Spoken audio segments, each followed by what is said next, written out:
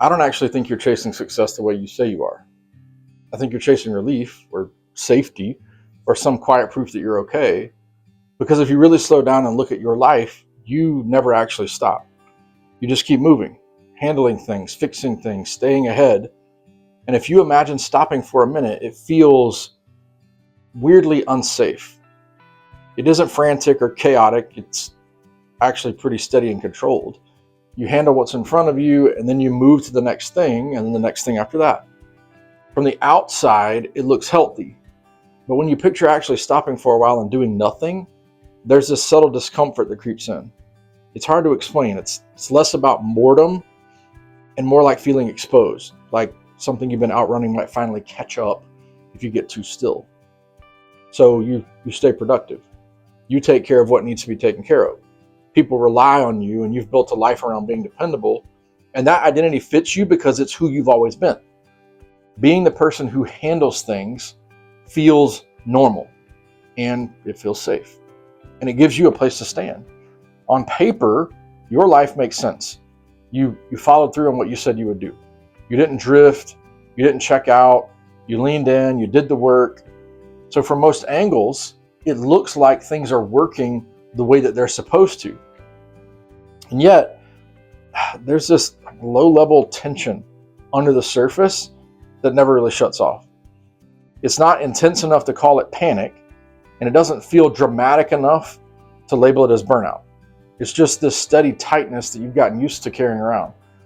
Something feels slightly off, but since nothing is obviously broken, you don't know how to talk about it, so you usually don't. I think this is easy to miss when you're capable and disciplined and trying to live faithfully. Everything you're doing looks purposeful. It looks like you're building something meaningful.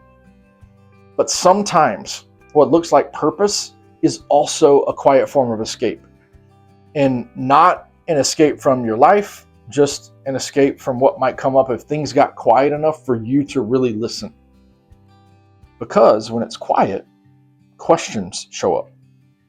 Questions about what you actually want, or why you feel this underlying pressure all the time, or whether you're tired in a way that sleep doesn't really fix.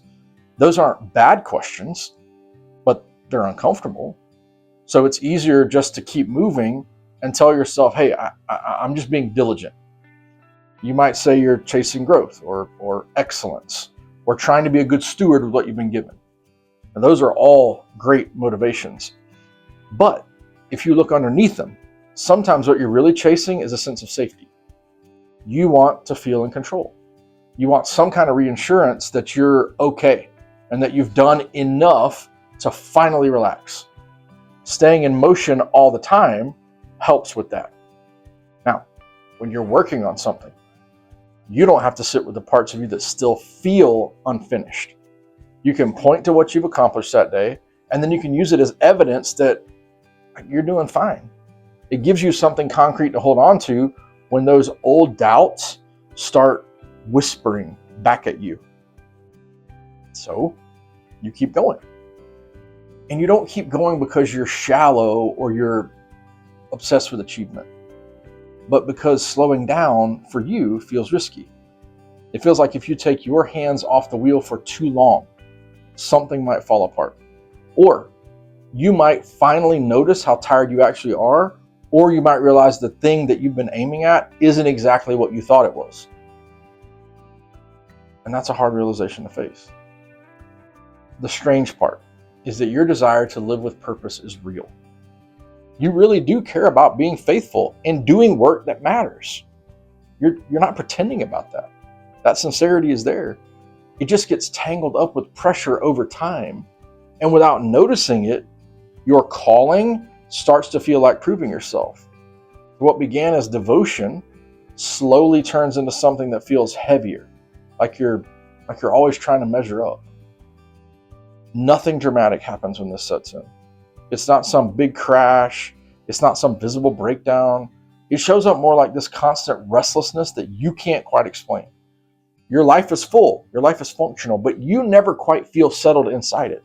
Even when you technically have space to rest, something in you doesn't really know how to let go. Even your faith can feel this way. You're still praying, You're still showing up. You're still doing what you've always done.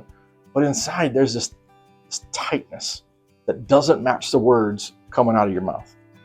It's almost like you're bracing for something, even though you probably know that nothing specific is coming. Sometimes I wonder if God isn't asking for more effort at all. Not more discipline, not another plan, not some new strategy to optimize your life. Maybe it isn't about adding anything. Maybe it's more about noticing the pace you've been keeping and then gently asking why you're afraid to slow it down. Maybe the invitation is simply to stop running for a minute and then to look and see what's actually there. Not to quit your responsibilities, not to abandon what matters, but to sit with yourself honestly without trying to fix anything right away. Just to stop and look at what's driving you, and then admit that some of it might be fear mixed in with all the good intentions. Because sometimes the chase itself is what's making you tired. And if this feels familiar, it doesn't mean something's wrong with you. It might just mean you've been strong for a long time and you haven't given yourself much room to set the weight down and ask what's really necessary for you to carry day after day after day. For now, it's probably just enough to pause and let that question linger just a little bit. You don't have to solve it today. You can just notice it and stay curious. What are you actually running toward? And what might happen if you stop trying so hard to outrun everything else?